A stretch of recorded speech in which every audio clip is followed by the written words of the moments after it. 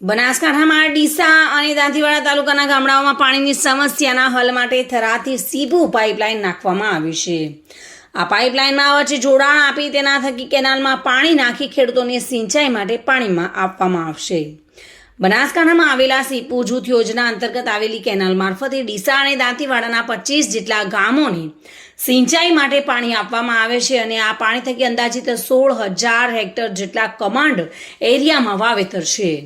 પરંતુ સીપુમાં પાણી ન હોય ત્યારે આ વિસ્તારના લોકોને પાણી માટે વલખા મારવા પડે છે, જેથી સરકારે થરાદ નર્મદા કેનાલથી સીપુ ડેમમાં પાણી નાખવા માટે 15.5 કરોડના ખર્ચે પાઇપલાઇન નાખવામાં આવી છે। ત્યારે સીપુ જૂથ યોજના અંતર્ગત આવતા કમાન્ડ એરિયામાં 25 ગામોને સીધું પાણી મળી રહે તે માટે થરાદથી સીપુની પાઇપલાઇનમાં વચ્ચે જોડાણ આપી તેના થકી પાણી સીધું જ કેનાલમાં નાખવામાં આવશે, જેથી નર્મદા નહેરમાંથી રિઝર્વ કોટાનું પાણી આપવાની શરૂઆત સાથે જ આ વિસ્તારના ખેડૂતોને પણ પાણી મળી રહેશે અને તેમની સિંચાઈ માટે આજે ડીસાના ધારાસભ્ય પ્રવીણભાઈ માળી, પૂર્વ ધારાસભ્ય ગુવાભાઈ રબારી, તાલુકા ભાજપ પ્રમુખ બહાદુરસિંહ વાઘેલા સહિતના આગેવાનોના હસ્તે આ પાઇપલાઇનનું ખાતમુહૂર્ત કરવામાં આવ્યું હતું। આ અંગે ધારાસભ્ય પ્રવીણભાઈ માળીએ જણાવ્યું હતું કે ડીસા અને દાંતીવાડા સીપુ કેનાલમાં કમાન્ડ એરિયામાં આવતા ગામના લોકોને સિંચાઈ માટે ખૂબ જ તકલીફ પડતી હતી અને તેના ઉકેલ માટે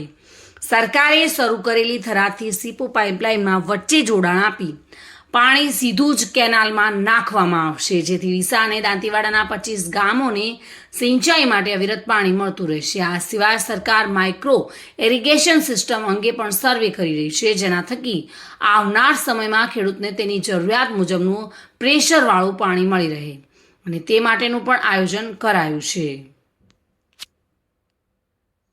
bureau report, today Gujarati news.